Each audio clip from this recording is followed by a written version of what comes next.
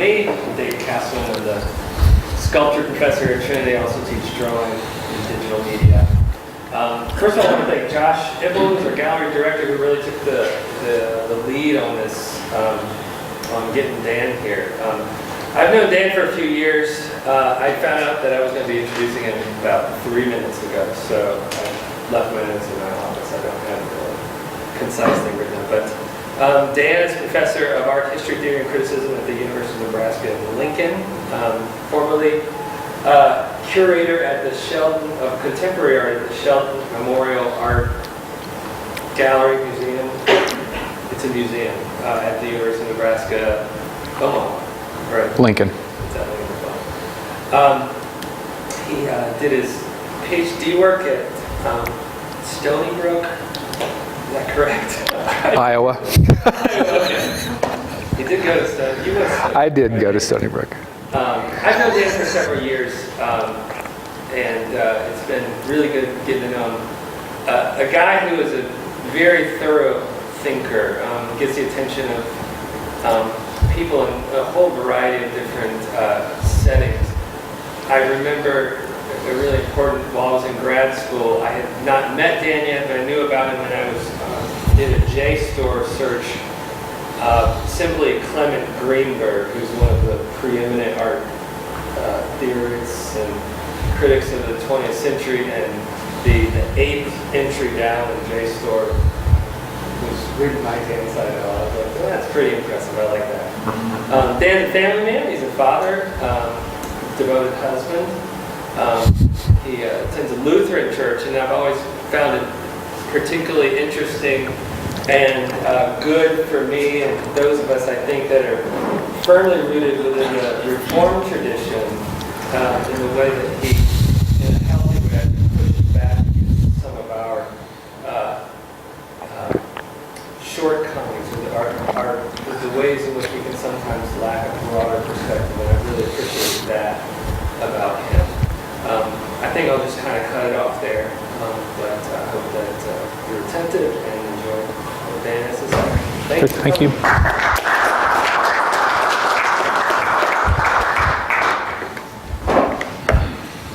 Well, thank you for coming this afternoon. It's a Friday afternoon, and you could be doing a whole lot of more interesting things, so I appreciate that you came out. My work as a critic, curator, and art historian moves between philosophy, theology, art, poetry, liturgy, and literary criticism. Perhaps more importantly, however, I write for both secular and Christian audiences. Rather than keep these audiences separated, I often write for one audience while thinking about how the other would respond, or write for one audience knowing that the other is eavesdropping. Moreover, neither audience is consistent and stable, nor do I have an entirely comfortable relationship with them. And it is this tension, this sense of discomfort, which I try to use in a creative way, which I hope gives my approach a bit of an edge. For example, I write for a secular audience and share many of its assumptions about art. Yet I also find many of the dominant discourses that preoccupy this audience uninteresting and a waste of time and energy. I also write for a Christian audience, one that is primarily evangelical and reformed, while being neither reformed nor very evangelical. My goal is not only to put myself in an uncomfortable situation in regard to my audience, I also hope that in some way I can give my audience a little discomfort as well. Put you a little bit on edge so that we can all be in the same boat, the boat of slight discomfort. My lecture is based on a presentation I made last month at the annual conference of the International Arts Movement, the New York City organization established by artist and Christian Mako Fujimura, which works as a hub for faith-based cultural transformation. Although the majority of the 300 or so who sat in the Great Hall of Cooper Union on the Lower East Side to listen to my presentation were Christians, my intention was to avoid doing what we as Christians do very well.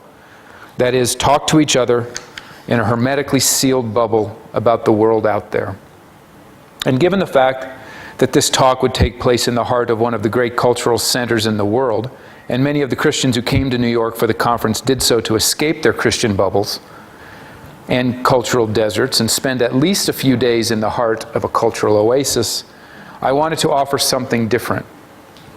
I was invited to speak at this conference because of a book I wrote called God in the Gallery, yet I never addressed it in my presentation, in large part because the book easily falls into what I want to avoid, that is, talking and writing about doing something rather than doing itself. What follows is that original presentation recalibrated and reconceived for a different audience, for you. My remarks presume not only a Christian audience, but also a largely Reformed one. It also presumes the existence of a Christian bubble here at Trinity Christian College, a Christian bubble that serves the important purpose of preparing students to leave it. And so it is a different environment, a different audience. Yet as I was preparing this lecture, it became clear to me that the differences might not be so great. Followers of the Reformed worldview, especially as it is shaped by Kuyper, Wolterstorff, and Seerfeld, and their expansive reading of Calvin's theology of the cultural mandate and the goodness of creation itself, can often be so proud of their cultural dexterity that they can presume that drinking alcohol, smoking cigars, reading transgressive novels, and perhaps even dropping the F word every once in a while in animated conversation seem to be prerequisites for Christian maturity. The result is that the Reformed intellectual is often more comfortable with the secularist than with the conservative evangelical, for whom the world and certain of its cultural pleasures, the ones the Reformed like, are to be avoided. It is this inherent Reformed desire to affirm everything that moves culturally, especially if it's fashionable and cutting edge, that I would like ever so subtly to challenge today. This is especially important because many critics, even some Reformed ones, ironically enough, have accused God in the Gallery of being too permissive and not critical enough of the contemporary art world. And this is probably true. I anticipate, however, that today's lecture will balance the scales. Be that as it may, what follows will at least give us something to talk about this afternoon. And I noticed I'm giving studio critiques this afternoon, but I also noticed that I have about an hour and a half, I think, after this talk open. So I'm hoping that my talk will at least give us an opportunity to have a conversation after this, after my presentation. The conference organizers in New York asked me to answer the following question: can museums and galleries serve as catalysts for cultural transformation? The organizers, I think, already had an answer. So what they really wanted me to explore was how. But my response was not exactly how they had envisioned it. There are two very obvious and in some ways quite natural responses to this question. The first is, yes, obviously. Museums and galleries are the means of validation in the art world. The second is, no, of course not. The contemporary art world is superficial, corrupt, nihilistic, and thus not worth the energy to engage it. We should reject them and build our own art world, one that is Christian, and develop our own galleries and museums that will serve to sanction our own activities. I would like to avoid both responses because they are two sides of the same coin. They assume that museums and galleries should and can be institutions that sanction and confer value, and that somehow such sanctioning and conferring of value is identified with cultural transformation. Museums and galleries as institutions, however, are not about the task of cultural transformation. They're about the task of self-preservation. Does this mean we ignore them, quit paying attention to them, and working in and for them? Absolutely not. Museums and galleries must be regarded as useful and helpful partners for those whose vocation and mission is cultural transformation in and through the contemporary art world. But we must bend them to fit our own goals, not merely seek their approval. The Whitney Museum of American Art would like you to believe that as an artist you have made it if one of their curators includes you in the biennial exhibition. I know and have worked with numerous artists who have participated in this exhibition, and it is certainly not the case. But such an exhibition can be a useful means for an artist to develop his or her life project. Or not. But this or not is not what the Whitney wants you to consider. Moreover, it is not clear that museums and galleries actually confer the value that they claim. Rather, they respond to value created and established elsewhere. Museums and galleries often claim to be risky institutions that take chances, but they are constructed primarily to minimize risk, while the stories they tell of themselves and present to their constituency stress their progressive vision and independent voice. It is dangerous to rely on museums and galleries to verify our work, whether it is MoMA or the Midwestern University Art Museum, Gagosian, or the local college town artist co-op. Every gallery and museum is potentially a useful and beneficial partner or collaborator in your project. But every gallery and museum is also a potential distraction. And I just show you an image of the exterior of the museum that I worked at in Lincoln, the Sheldon Museum of Art, which is on the campus of the University of Nebraska. I worked there for 11 years. To give you a couple examples of how my skepticism emerged with regard to how museums confer value. In 1955, the Sheldon acquired a little painting by the abstract expressionist painter Willem de Kooning that was painted the year before, in '54, and they bought it for $400. And the board griped and moaned about the $400 that were spent in '55. The painting is now probably worth $2.5 million. The museum would be unable to come close to buying it today. Yet they're also in the permanent collection, in the storage vaults, works that were acquired in the 1960s and 70s, for example, at the height of their popularity, and have largely vanished from any kind of public visibility. So the museum acquired those works at the very height of their popularity and their fashion, and their value has decreased ever since.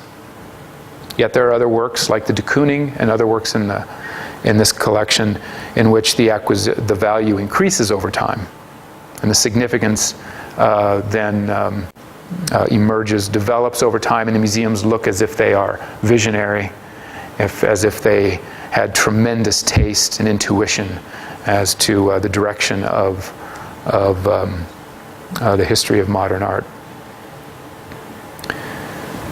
So it will not do simply to invent alternative museums and galleries. The problem will remain because of the essential natures of the institutions and the misperceptions that these institutions actually confer value. It is also not an option to abandon the contemporary art world and its complex network of museums and galleries. To quote from the poet Robert Frost, "The best way around is always through." Cultural transformation through the contemporary art world necessarily requires that the contemporary art world be transformed, but it can only be transformed by those working from the inside. The Reformed worldview encourages us to engage culture at its most cutting edge in order to be a witness of Christ to the farthest and most exotic regions of culture. But this still requires that we show discernment. At its most cutting edge, the contemporary art world is rife with problems, as is any human institution. Museums and galleries are not in the business of this kind of discernment, but those of us that work in them, pay attention to them, should. When I go to the Museum of Modern Art, to Art Basel in Miami, or the art fairs at the Armory or Volta and the Whitney Biennial, which were taking place the very weekend I made this presentation, I often ask myself the following question of the people I see: the curators with their train of collectors, the gallery dealers, the critics, the collectors and wannabe collectors, the bored 30-somethings wanting some culture, and the grad students. What do they believe? Do they believe in art? What about art do they believe in? And what do they believe art does for them? And it forces me to ask, what about art do I believe in? What do I believe art does? And do my beliefs about art coincide with what the contemporary art world believes? Galleries and museums, art fairs and arts organizations are not neutral. They are the art world's sacred spaces that enact belief. But what kind of belief do they enact? The contemporary art world believes in personalities, free thinkers, creativity, and brands. The art world believes in irony, satire, and having a good time in and around art. It believes that society should just loosen up. The art world believes in the business of art, that you can be famous or have a lucrative career in and through the art world. The art world has no memory of the past or hope for the future. It lives in the eternal present of the present moment.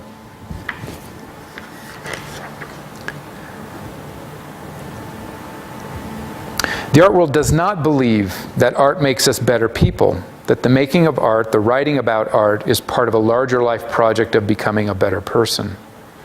To be sure, they believe that art is good for society, but that is not the same thing. I believe what Tolstoy believes about art. Quote, "To define art correctly, it is necessary, first of all, to cease to consider it as a means of pleasure and to consider it as one of the conditions of human life." End of quote. Art exists to remind us that the world can be otherwise by making me otherwise. Art is religion pursued by other aesthetic means.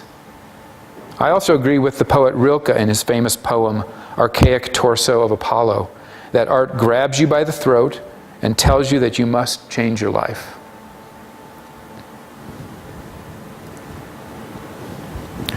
Museums and galleries host a banquet table with a limited number of seats. But before I work to get a seat at the table, scrap and fight for that last invite, I must understand what is required of me to do so. Cultural engagement and transformation always carries with it a critique, an expression of dissatisfaction with the present state of affairs.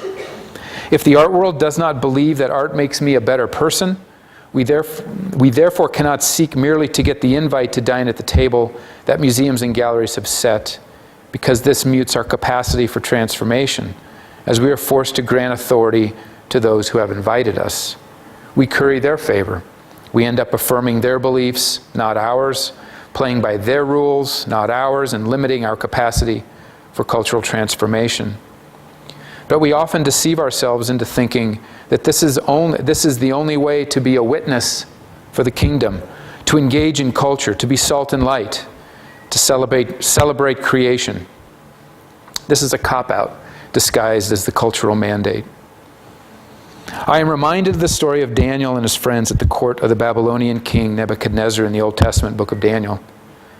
As his most prized exiles from Jerusalem, the king embarked upon the process of indoctrinating them for his purposes, training them in Babylonian languages and culture, and he also invited them to dine at his table.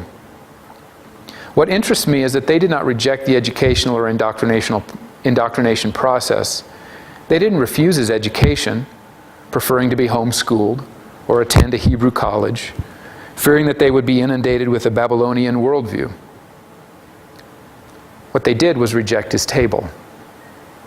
Perhaps they were concerned about violating their strict dietary laws, but there is something much more to it, for they determined to eat only fruits and vegetables, which was not mandated by the Jewish dietary laws.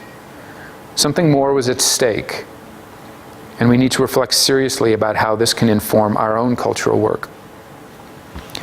Given the dominance of a reformed approach to culture in American Protestant Christianity, in which we declare in Kuyperian fashion that every square inch of culture, including its most cutting edge, is Christ's, perhaps we are too quick to get there, to stake our claim as Christians there, to fit into culture's most cutting edge and then to declare, look, there are Christians at the most cutting edges of culture, as if that by itself actually validates the gospel. But it certainly validates that edge of culture.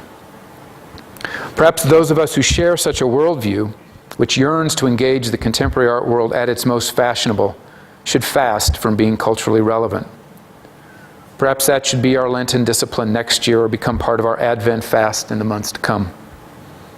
In addition, in our zeal to claim every square inch for Christ, sadly, we can confuse what is fashionable with what has lasting value.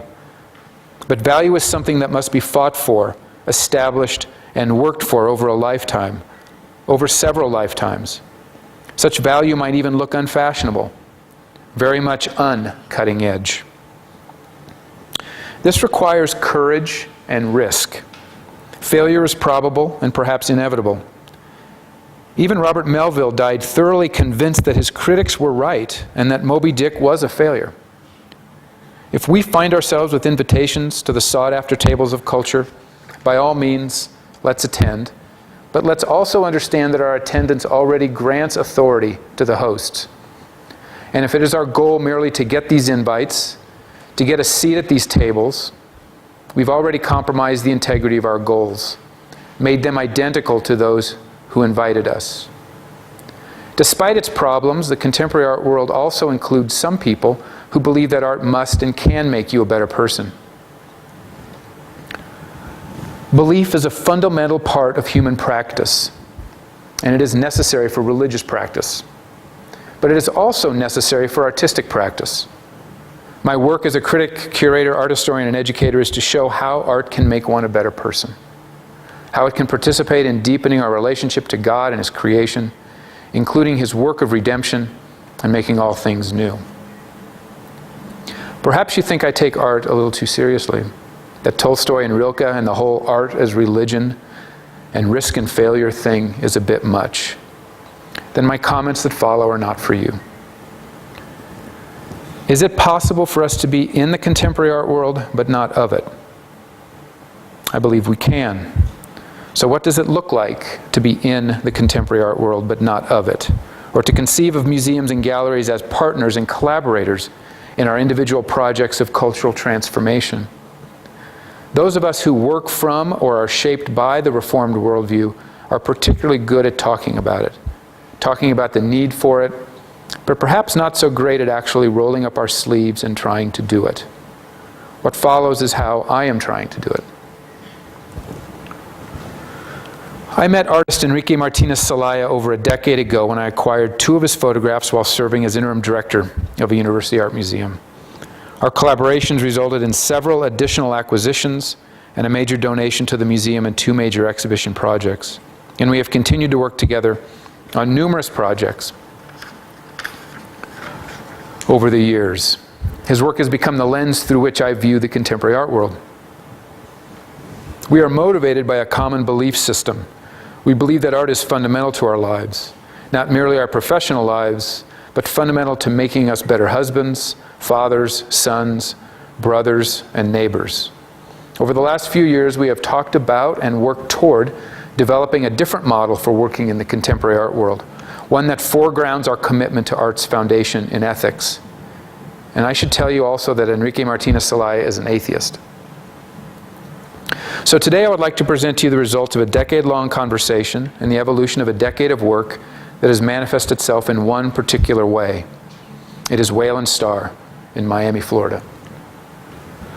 Martinez Celaya founded Whale and Star in 1998 as a small press that published meaningful books relating to art and philosophy, literature, and criticism. His work is shaped through literature, and writing is an important part of Martinez Celaya's artistic practice.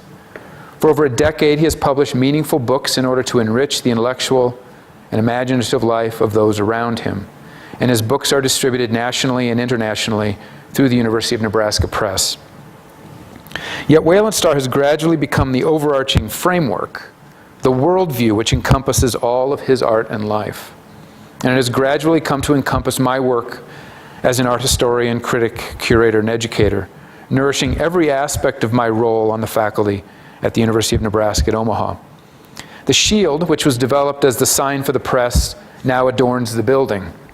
Inspired by Melville's epic novel Moby Dick, the whale symbolizes an ambitious and dangerous quest that is guided by the stars, which symbolize integrity, action, service, surprise, and knowledge. It is the worldview that drives Martinez Celaya's work in the world. And as his partner in developing this idea, and now director of special projects at Whale and Star, it is mine as well.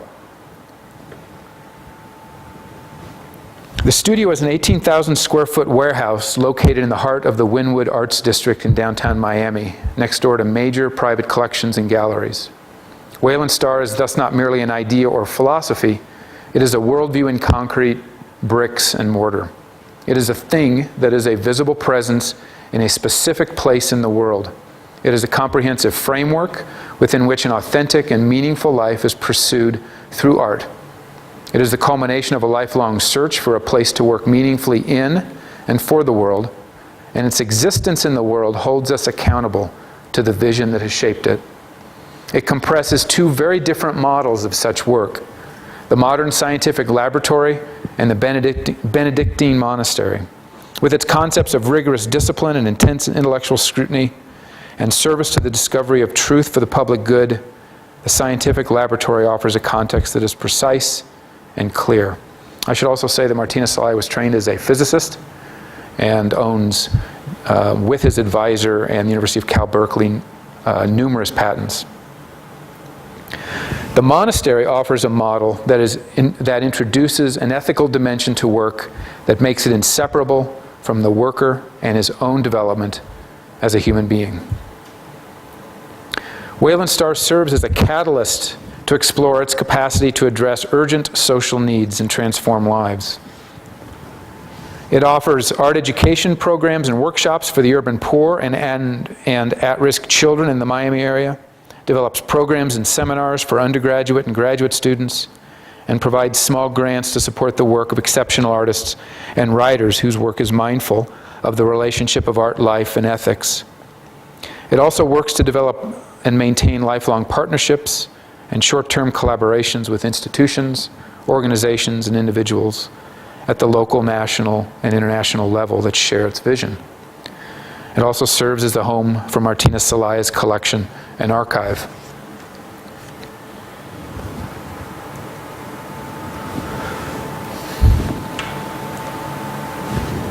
The heart of Wayland Star is rigorous intellectual seriousness. This is communicated and embodied in the library that greets the visitor upon her entrance.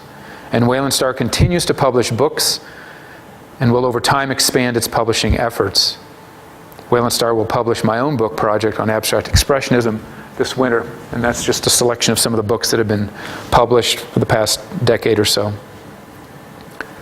Wayland Star functions as a research institute, a place where Martina Sidell's own work and archive is housed. It also produces public programs.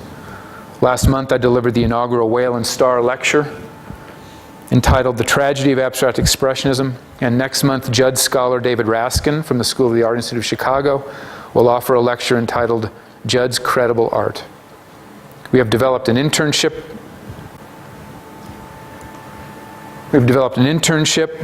an apprenticeship program for undergraduate and graduate students. And I should say those students worked in Enrique's Delray Beach studio last summer, 45 miles outside of Miami. The young lady was an art history student of mine who was writing her thesis on Enrique's work. And the gentleman, Matt Noble, is a painter whom Enrique has subsequently hired full-time. And after he graduated this past December, he's moved down to Miami to be one of his, to join his staff. There's the guest apartment, the kitchen. We are also developing a robust social outreach program for at-risk children and adults, helping them to develop meaning in their lives in and through artistic practice. So Wayland Star is a means by which we cannot merely be in the contemporary art world, but in a particular local community to which we are accountable and to which we will work to make lasting contributions. In addition, we are developing a summer art workshop for up to 15 artists from around the world, both emerging and at mid-career, and 2 auditors will also meet at the studio August 1st through the 7th for an intense week of critiques, lectures, and seminars led by Enrique and me. Wayland Star also serves as a patron and supporter of artistic achievement. At least every 5 years it will award the Capus Prize, named after Franz Xavier Capus, to whom the German poet Rilke addressed his letters in Letters to a Young Poet. The Capus Prize is given to support an emerging poet's first or second published book. Our imprint publishes the work, and the poet is invited to give the Capus Lecture, a public lecture at Wayland Star that addresses an aspect of art's relationship to the world. Galleries, museums, and other art organizations are not in themselves catalysts for cultural transformation. People are, and many work in and for such institutions. Wayland Star regards museums and galleries to be useful partners and collaborators, not tastemakers who confer value on our work. Wayland Star believes in art's capacity to make us better human beings, and it seeks through its publishing, lecture series, educational programs, and other projects and initiatives to invite those who share our beliefs to join us. Our own work, then, in the process, is nourished, challenged, and strengthened through our collaborative efforts at Wayland Star. Just this week, I signed a book contract with InterVarsity Press for a new book on modern art, co-authored by Fuller Seminary theologian Bill Durness, and I am excited to see how it will be shaped by Wayland Star. And I am also pleased to announce publicly, for the first time, that Martina Sidell will have a major installation at St. John the Divine Cathedral in New York this fall, as well as an exhibition of paintings that are influenced by the biblical narratives at the Museum of Biblical Art in New York at the same time.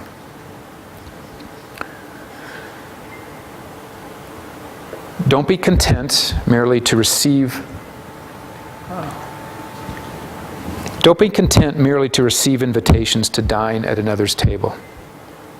Send out your own invitations for others to join you at yours. Develop ways for them, whoever they are, to come to join you in your project, whatever it is. Let me close with a little story from the sayings of the Desert Fathers that does more than anything else to illustrate our goals and challenges as we begin to work in the world through Wayland Star. One day, Abba Anthony received a letter from the Emperor Constantius asking him to come to Constantinople, and he wondered whether he ought to go. So he said to Abba Paul, his disciple, "Ought I to go?" He replied, "If you go, you will be called Anthony. But if you stay here, you will be called Abba Anthony."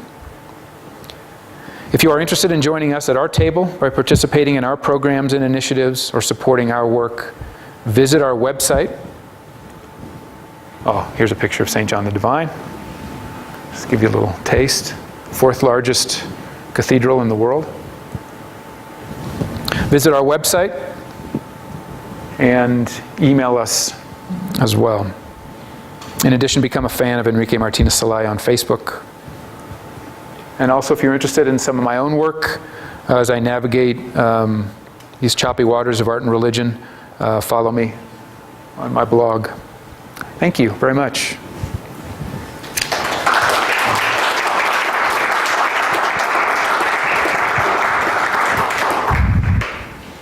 So my talk is essentially a pretext to invite conversation and to have a dialogue and conversation certainly for a few minutes. So I'd be happy to entertain questions.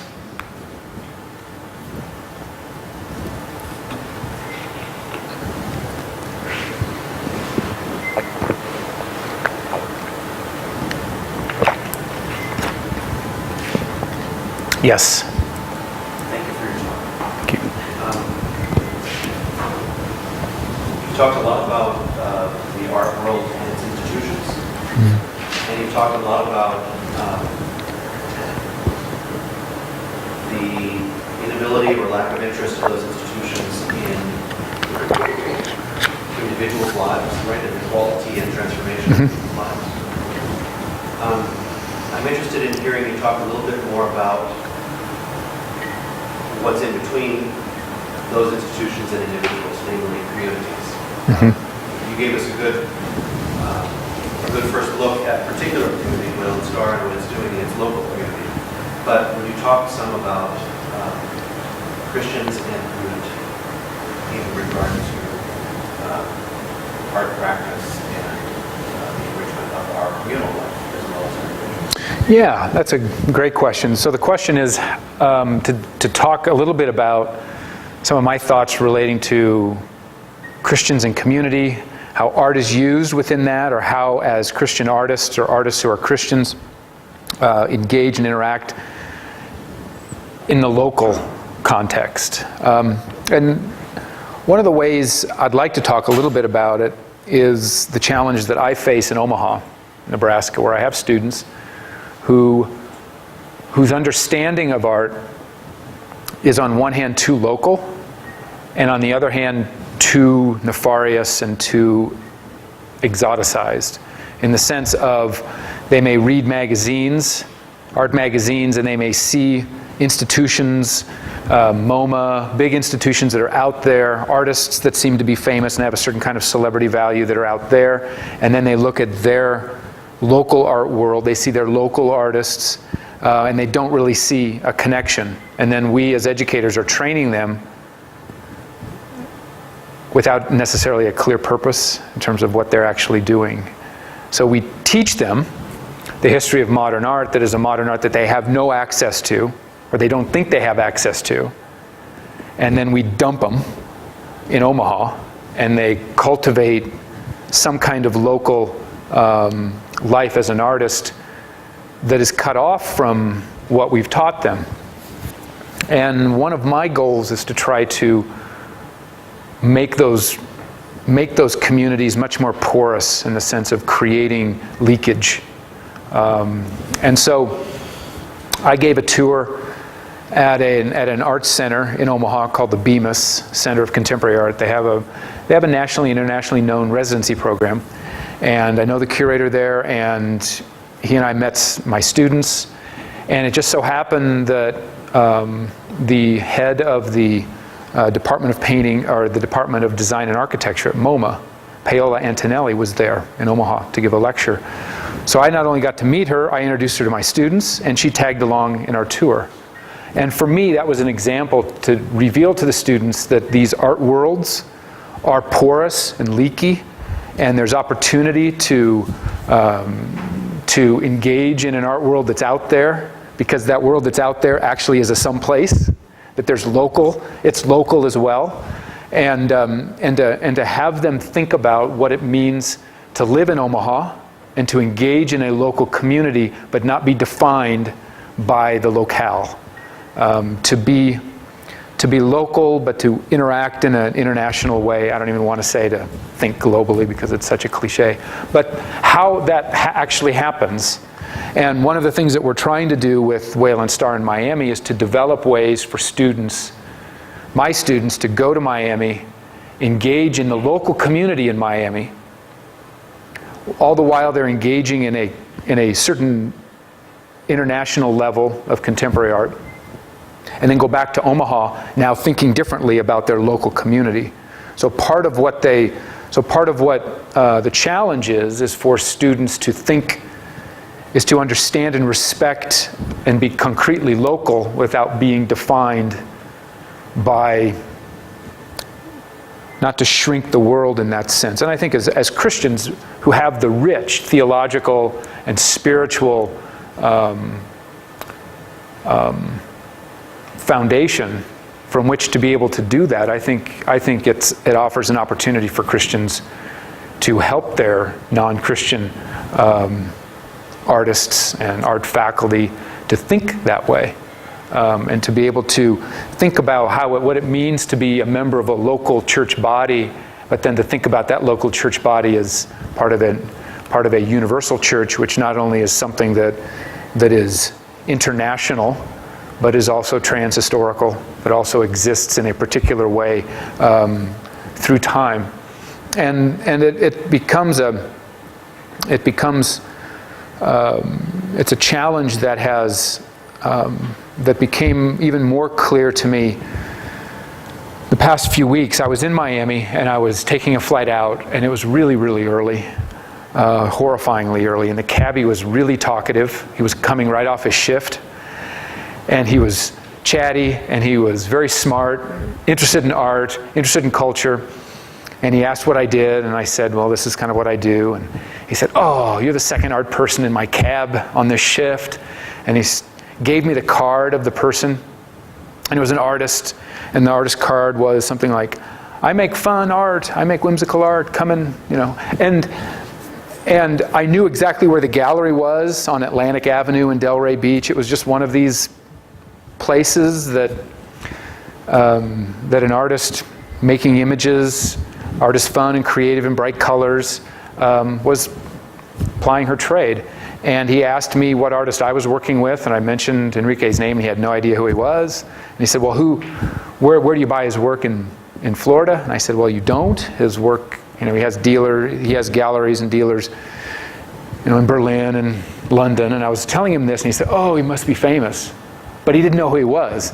So I had this very strange feeling of, and it happens a lot, of there are different worlds that are occurring. What he understands by art and how he understands and negotiates art is a particular, very, very local, and in fact, I might suggest a negatively local world. And the world that I'm negotiating and navigating is a different one. And what it means to make art and what art is in those worlds are very, very different. And it drove home to me the importance of having to think about how to think about great art on an international, that participates in a national and international discourse, is not so exoticized that it's out there, that now we're left with mulling around in malls and little galleries, but to show that those are, to show the possibility of developing a truck and a traffic. And I think as Christians are uniquely equipped to be able to do that, to think about community. And I know artist friends of mine, some who are Christians and some who are not. There's a group of artists in Brooklyn whom I know, maybe a dozen of them. Half of them are Christians, I know from the Christian context. The other half I know from my work as a curator. They've only come to understand that I know both of them, both of their groups in different ways. But those dozen artists are obsessed about community. How do you develop a specific neighborhood, local community, develop studio critiques? How do you develop a certain kind of community in a context that is almost overwhelmingly international or overwhelmingly big, and how you do that? And I can see that the Christian artists are doing a great job of localizing. And that's one of the challenges with Whale and Star, to be able to engage in the contemporary art world in an international way. Miami is a very strategic place for him. Everybody goes to Miami. Everybody wants to come to Miami. And so as I'm developing a lecture series, it's not that hard to get people to come to Miami to give a lecture. And so people from all over the world, from Europe, it's a gateway to Europe. A lot of Germans are coming through. Obviously, it's close to Latin American countries. Enrique's own Cuban heritage, it provides him an access to think about his identity as an artist shaped by the Caribbean. And then the proximity to New York, he can go up for lunch and come back same day. Critics can come down. There you have the International Art Fair, but then also in Miami you have tremendous need for social engagement. You have communities that need to be engaged, and engaged from the perspective of organizations that want to make their lives better. So that's one of those things that we try to, that we're very sensitive to. But the difficulty, the disparity of, as an art historian, teaching a certain kind of art history that my students have no access to and will never think that they will ever have any kind of access to, is something that I want very much to try to find ways to overcome in a number of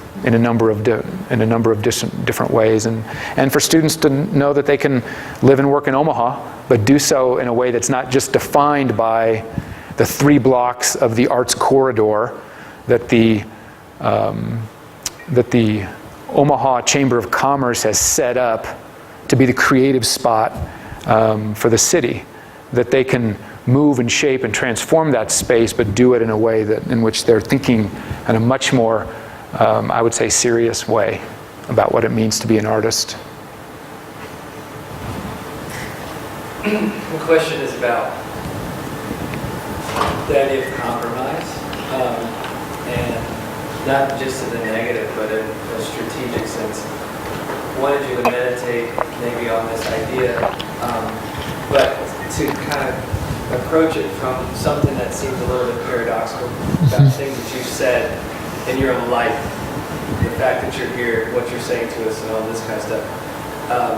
And that is, this image of, which is very important, that, when we strive as artists, as I do, as I know I encourage students to do, to find a seat at that table, and this idea of that seat at the table, taking that seat at the table, validating the position of the one essentially that sits at the head of the table.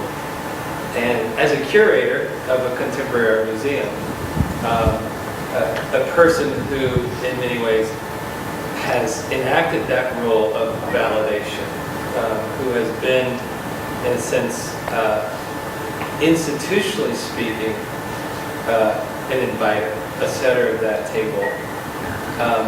It seems to me that in part you're at some point taking a seat at that table was a strategic, or at least enabled some of the work that you've been able to do,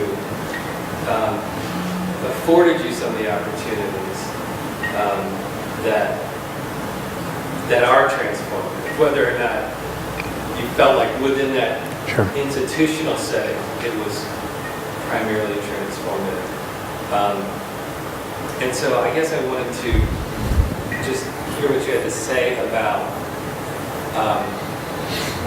compromises, both, positives of compromise, principles of how one decides which invitations to take and which invitations Sure. to leave, so on and so forth. One of the things that I think is important about understanding, one of the challenges about the art world,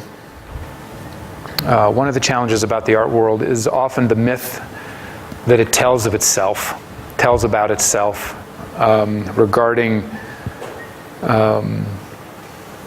not compromising, pitting the artist against the mechanism out there, and that this mechanism is something that one has to be always skeptical about.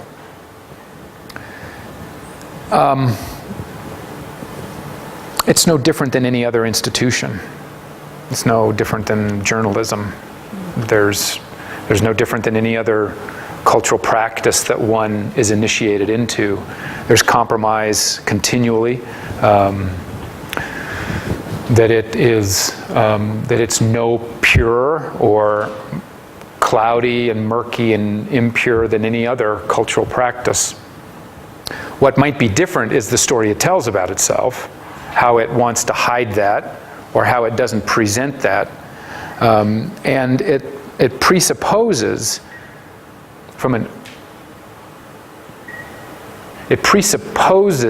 a certain ignorance on the part of artists. So for example, the institution likes very much that artists will cede a tremendous amount of authority for defining their life projects to galleries and museums. Museums like the idea that they're providing the artist with the opportunity or with a validation.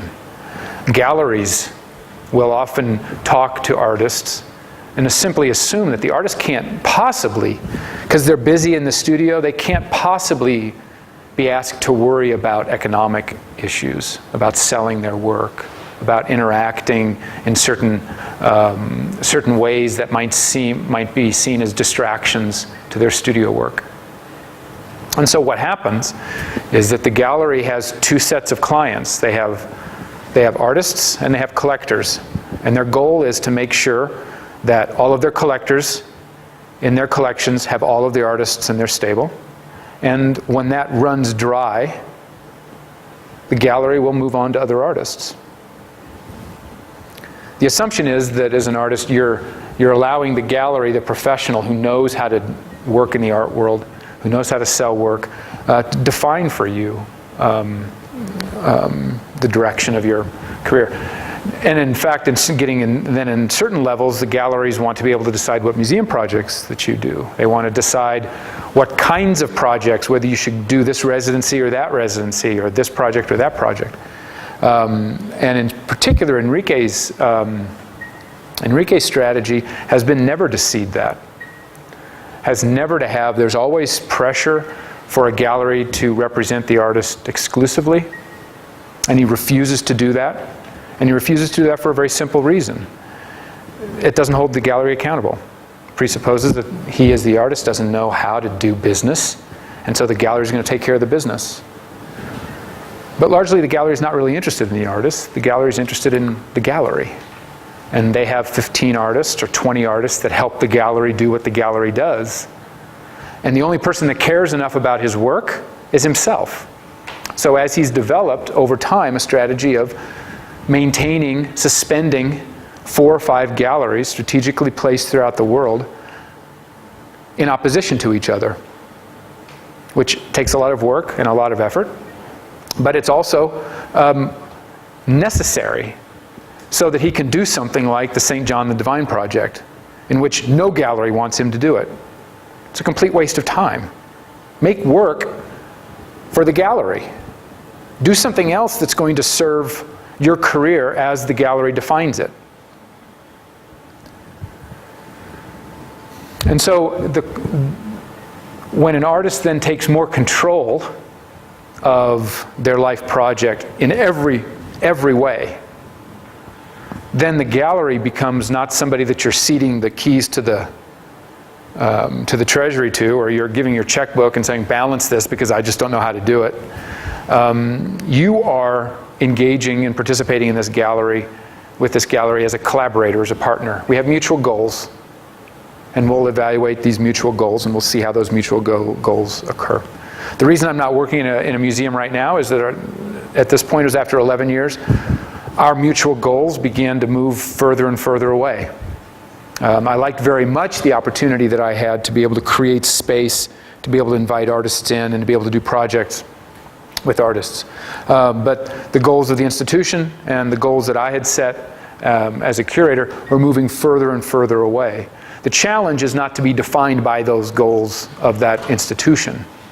And it's often painful. And it's a lot of work because you're always in a tense relationship with the institution that employs you. But it creates a certain kind of, it can create a certain kind of autonomy, and such that you're not necessarily being defined by those values. And what makes it more difficult, I think, in the art world is that the assumption that those kinds of things aren't happening.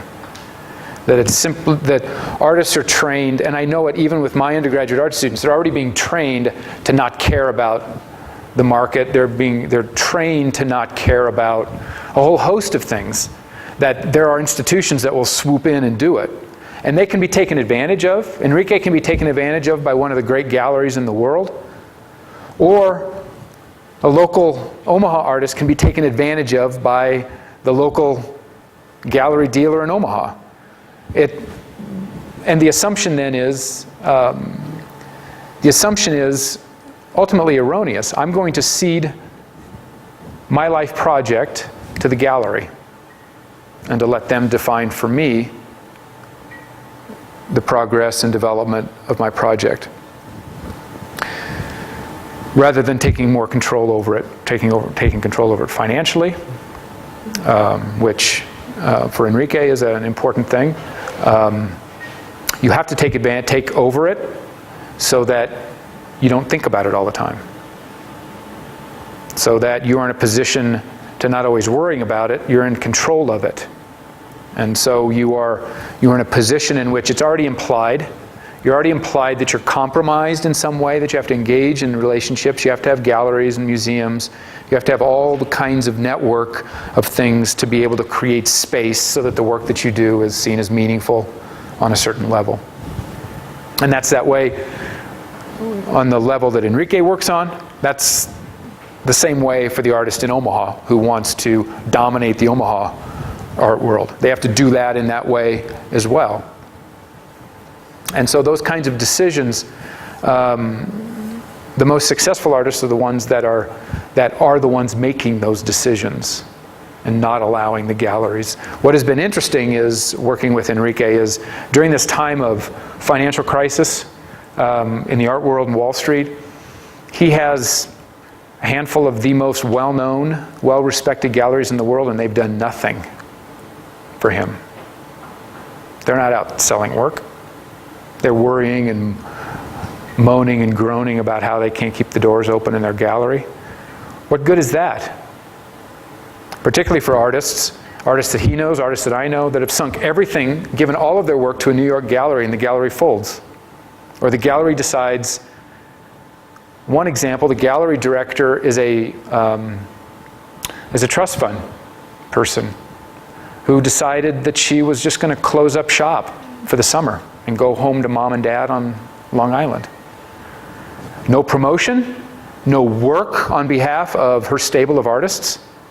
And so if you are the only, if your ability to send your kids to school or to pay for your school or to put food on the table is dependent upon that gallery and that woman, a trust fund baby, to bring money to you, you're up a creek. And it's very easy then to say, well, the art world sucks, it's terrible, it's all these rich people. But you've ceded that. You've given that authority over. You've done that. And so you have to figure out ways to negotiate that. Now, what I have found, on one hand, what's interesting to me about it, we're like working in Omaha, or I would say working in this context. You don't have the sense that the art world's in the center, that you're in the center of the art world, and so you always feel like you're at a disadvantage. So I try to use my students, get them hungry and a little edgy, and to feel that they've got to do something else to compete against the students that have an easier way with the Ivy League education, or the graduate from Williams or Smith on the East Coast, or they, wherever, Northwestern, I don't know, choose wherever. But it's harder.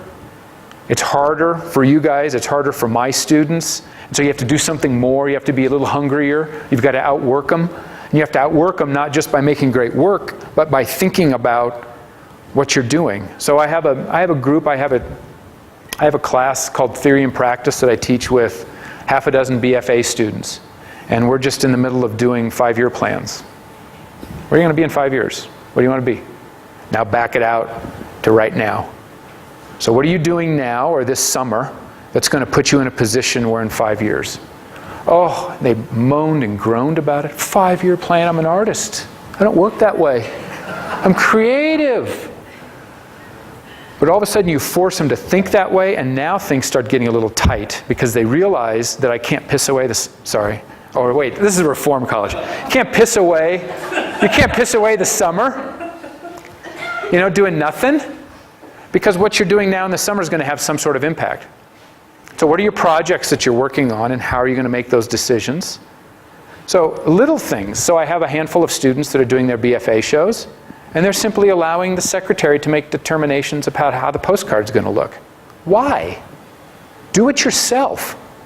If it doesn't come in on time, it's going to make you look bad. Then take control of it. Do your little installation, and then in such a way that you can take great pictures of it so that you can send it to graduate schools. Be thinking very specifically about those kinds of decisions, rather than going, oh, the art world is I can't do this, I can't do that. Well, you can take bits and pieces, and particularly if you come from a disadvantaged perspective, or you can make it look, you can utilize the fact that you come at a disadvantage. So you work harder to get internships. You work harder to make your application and your work look better because things aren't handed to you. And that's the way it's going to be for the rest of your career. So in the same way of writing artist statements, and I spend most of my time thinking about how bad artist statements are and how badly they're taught in school. And the fact that giving the students another perspective on it. The perspective is this: I'm paid to care about your bad writing. I'm paid to look at this artist statement and help you out with it and to make you. But you know what? You're going to send this artist statement to somebody who doesn't care. And so I could tell them about times when I've been jurying, and I'm in jurying a project in the summer, and I don't care about them. I want to go hang out at the pool with my kids. So this artist statement that I'm going to have to pick up and read better make me interested. And it better make me interested in now looking at your work. And to say, you know what, I'll meet you at the pool because I've got this work I need to look at. Okay, so now what kind of writing do you have to write? Now what kind of writing is it going to be? Making me care. Not writing, oh, I'm influenced by this artist or that artist, and my work is this and that. And what is it that you can present that makes me decide that I'm not going to go to the pool this afternoon and I'm going to read this artist statement and then get interested in looking at work? Because right now, I don't care. But for students, for you guys, your teachers are paid to care. That'll never ever happen. And nobody will tell you that your artist statement sucks. They just won't accept you in shows. And then you create this whole circle of, oh, the art world sucks. They don't. But the fault's yours. It's your fault. And so taking more control over it, on one hand, might seem to be a distraction. But John Steinbeck said something interesting that I've always thought about, and I've thought a lot about in this context. He said, I write 1,500 words a day. Now you think of a writer, 1,500 words, that's not that much. You can crank out 1,500 words. Okay? He said, if I write less than that, I'm lazy. If I write more than that, it's crap. So in your day, do the equivalent of 1,500 words. It's a little bit. It's a little bit of work, but you do it all the time. But then all of the other work that you do has to be part of it. It's all of the other stuff. And there's a whole history to be written, and probably has, in terms of poets and writers and painters who were doing other things, who had real estate, who had business interests, who had all kinds of non-aesthetic projects that they spent incredible time and energy on to create that space so that they could write what they wanted to write and make what they wanted to make. They're not going to tell you about it. They're not going to say, I'm a real estate guy. I'm a businessman first, and then I write on the side. They're just going to keep that they're going to keep it under the surface. But they do it. And so what are you going to keep under the surface? What are you going to develop as a way to create space that's going to allow you not to have to hire assistants to crank out paintings? Let's say if you get really successful, then you're in a position to pay for your kids' Ivy League's education, and then you're hiring assistants to paint paintings for you because you have to have gallery shows to be able to sell the work. That's not a life that an artist wants to have, but it's a life that Enrique and I know several artists that are doing that. And they're successful artists, and they don't touch those paintings. They just crank them out. Is that the kind of artist you want to be? Or do you want to do meaningful projects, interesting things? None of Enrique's galleries like the fact that he publishes books. What a colossal waste of time. Copy editing, waste of time doing design and books. What kind of economic decision is that? And he's funding the work. He's funding these publications. But it's part of what he likes. It's part of what he wants to do. It's how he conceives of his work. And he finds other ways to create that space to be able to do that. All of these other activities that we're doing, these social engagements, lectures, other things, are also places where you get funding. We're going to get $100,000 from the Knight Foundation in Miami to fund a lecture series. $100,000 goes into the studio. $100,000 will keep the lights on. It'll buy the canvas and stretchers for the St. John the Divine project. And it'll fund the lecture series. The lecture series is also not only an opportunity to bring in interesting people, to give talks that fit within the context of Whale and Star, it's also an interesting opportunity to introduce interesting people to Whale and Star and Enrique's work. We're bringing more people into the orbit. And so now you're in a position where the kinds of work that you do then begins to spiral in on itself, and it begins to feed itself. But it seems to me that that's one thing that I want to communicate to my students, art students, is to take control of that. Not assume that a graduate school is going to get you a job. Not assume that a graduate school is actually going to give you a decent education. Presume that your art training as an undergraduate, present company excluded, your undergraduate art training at any school is going to be lousy, and it's not going to train you to do anything. That you have to be able to take advantage of it. You can see them as simply hoops to jump over, or they can be opportunities that you can take and to make meaningful. And the artist statement is one of those situations. They moan and groan about it. They see it as it's either, it's just some hoop that they have to go through. But you can do one of two things. You can make it a hoop, or you can actually turn it into something that's going to make you better. And write the artist statement for yourself first. Write the artist statement for yourself to clarify what it is you're doing. But as a juror and as a curator, if I read an artist statement, that artist statement doesn't have to deal with the work at all. Explain it. I want it to reveal to me something deep, that the artist has really got something going on.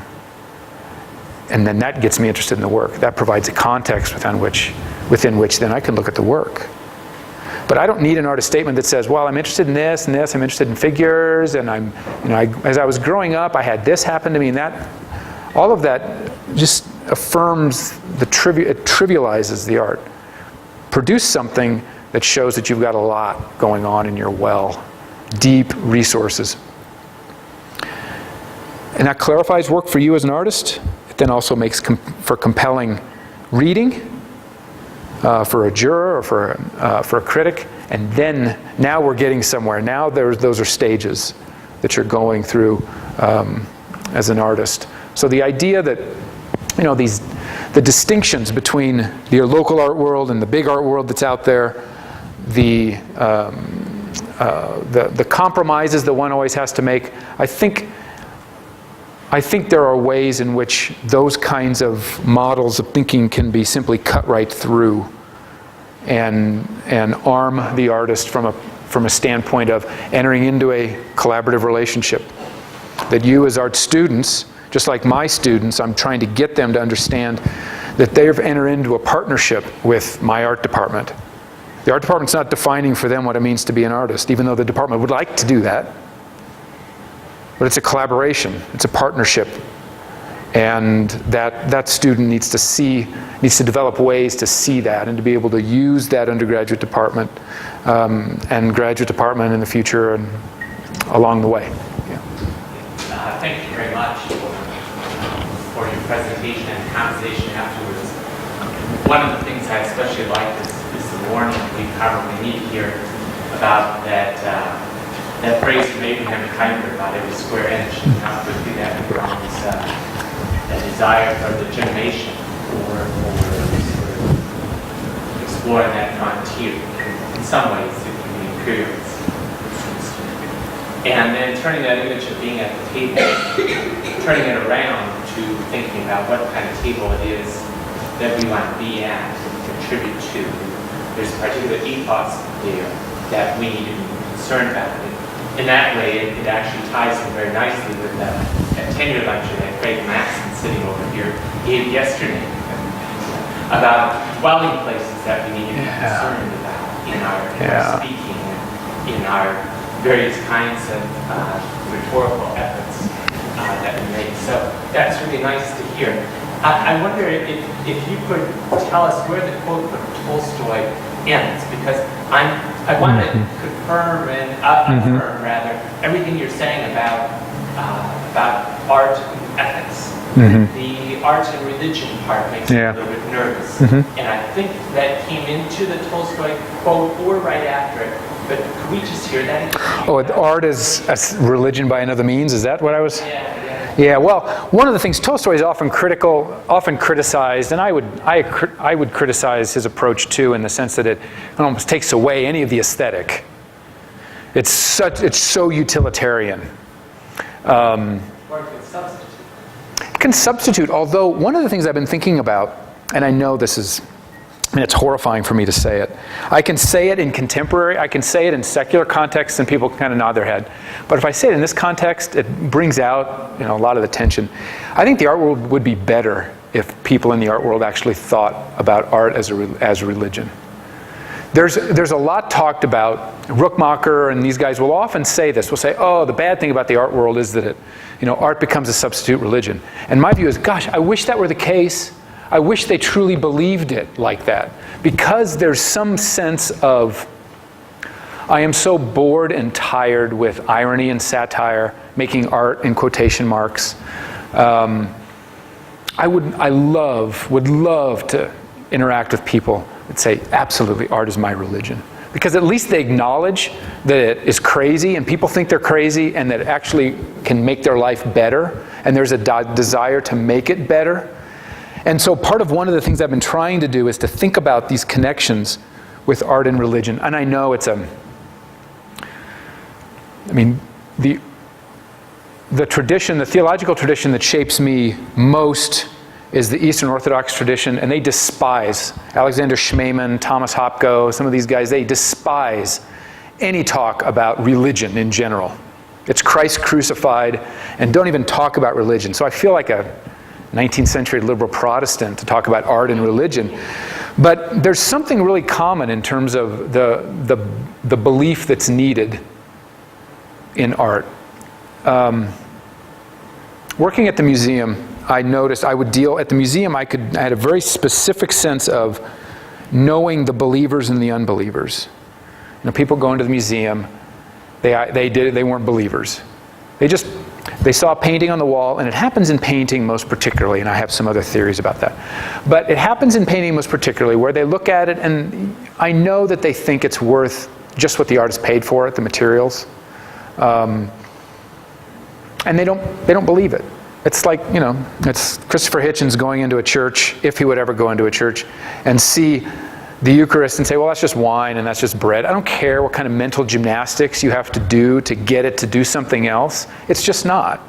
You got it at the local supermarket, and you got the bread there. And I've interacted with people, very smart people, very intelligent people, who just simply thought painting was smearing stinky paste on a canvas, and that was it. But there are other people that believed it. They were believers. They knew it was more than that.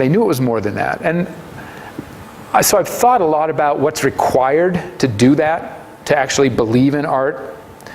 To believe in art in a whole host of ways. To spend all your time doing it. Like get up in the morning and make it. For a 19-year-old undergraduate art student, I'm amazed by them.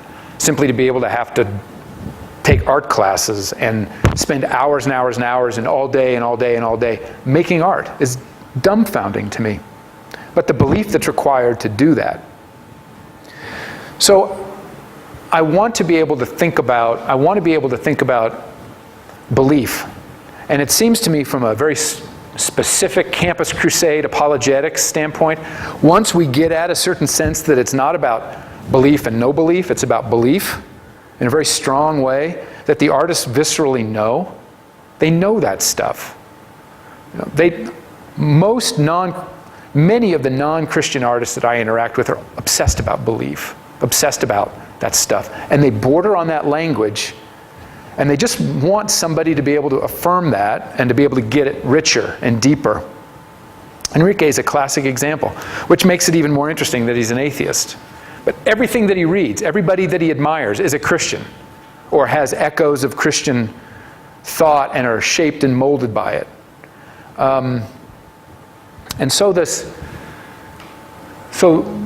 My hyperbole is in a way to try to set out a context then in which the relationship then is a different one, and that the artists who are non-Christians, they're seeking something and it's leaking out in the work that they're doing. They're tapping into something.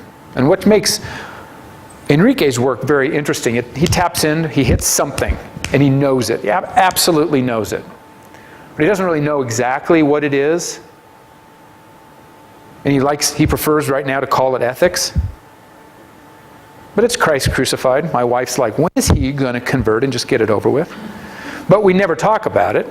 We don't talk about it, except when my wife confronted him one time. But one of the things that he and I have never talked about it, but it was in 2003, so 7 years ago, he attended my Bible study. We did a project in Lincoln, exhibition project.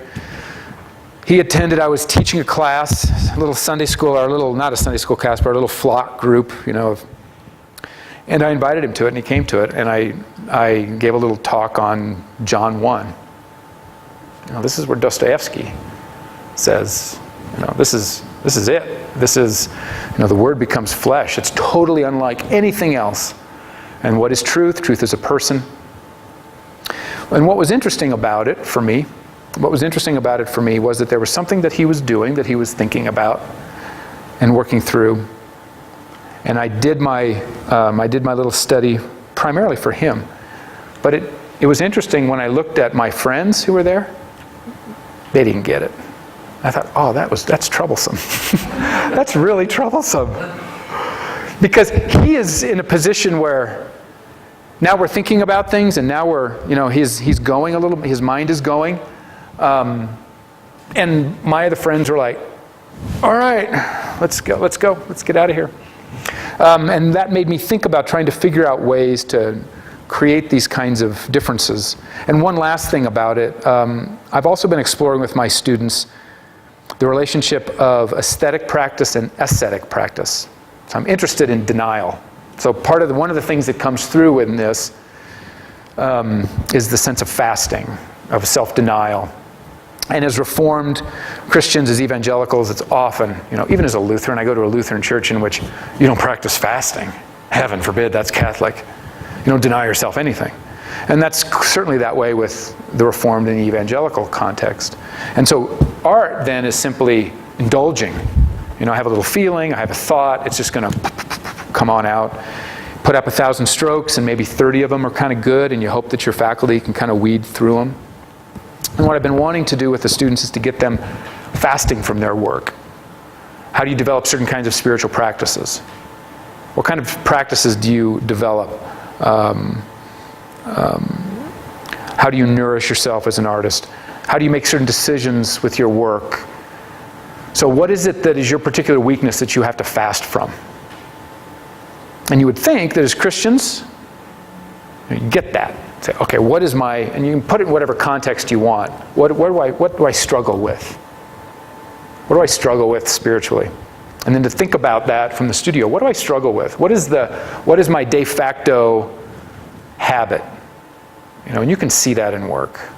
What is it that when I'm in doubt, where do I go to? What do I do? It's kind of my mind shuts off and I just make little curly cues, or I make little things to fill up space. Or what is your tendency? Well, then work on not doing that. And don't put yourself in that position. So I've actually, with students, I've asked them to not work in their studio. Spend all day in the studio and don't pick up a pencil or don't pick up paintbrush. Just look at your work. Fast from doing it. You go in too often, too quickly to just start mixing paint and start working. Why don't you just sit there and look at your work? Resist that. Or you fall in love with a little part in your canvas, if you're a painter. You try to make everything work. Eliminate that little thing right there. I actually did that with a BFA student just a couple days ago. She has this painting that was doing some interesting things, but she has this passage that she just wouldn't do anything with. And I said, you love that little area there, don't you? And she said, oh yeah, I love that little area. And I said, you know what, that's great. You've got a nice little area there, but it's going to be an okay painting. But if you got rid of that thing that you're in love with, I think it could be a great painting. And she's like, oh, But when you think about making work then in terms of denial, and not thinking about creativity as just simply barfing up your emotions, now things start getting interesting. And then you have a whole language, and Christians have a whole tradition of thinking about that stuff. Whole tradition of being able to fast in order to feast, and being able to be careful about how you approach the world, which is why I find Daniel so interesting. Somebody who it's what he's eating that's the problem. He's fine. He'll learn the language. He'll be trained. He'll do. Joseph learns the language. It's something else. The spiritual battle is being fought someplace else, and it makes me think a lot about the fact. Our kids go to a Christian school. Where's the battle being fought? And there's a lot of talk about the Christian worldview and that sort of thing, but are we not, what is the equivalent of the table in which Nebuchadnezzar is giving us a whole host of stuff that soften us up? And so how as an artist can you develop that edge? So I see these really interesting connections, and the desire to be able to work, the desire to be able to get into that messiness, where that messiness then is an opportunity to be able to reconfigure things so that religion isn't inherently oppositional. Craig, thank you for coming. I appreciate it. Great to see you. And I know it doesn't fit theologically. And the book that I wrote, God in the Gallery, functions that way. It was a decision that I made. I just couldn't make it work from a kind of a stable worldview perspective. And so I was committed to the fact that the theological perspective was going to be ad hoc and informal and messy and inconsistent, and people aren't going to know exactly from where I'm coming from. And okay, so some people thought, oh, you're a Lutheran. Some people thought, oh, you're really, when did you convert to Orthodoxy? I thought, oh, I didn't. and all of those kinds of things, and the things being played off, and I was fine with that. I was fine with that because I wanted to see the theological, I wanted to put the theology on the defensive in terms of trying to deal with art and then to find a theological resources at hand to be able to make the art look interesting and be worth our attention.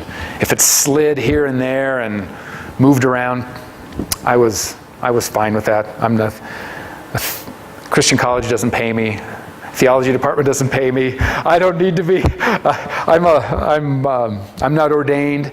I have no seminary training whatsoever. So I felt that if nothing else, it creates other kinds of discourses that theologians could be thinking about. So this next book that I'm writing with a theologian will be very interesting because we have some interesting disagreements, but some interesting commonalities too.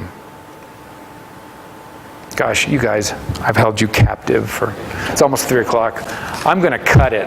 So if you guys have any other kinds of discussions, we can do it afterwards. But thank you very much for coming. Appreciate it. And I appreciate the questions too.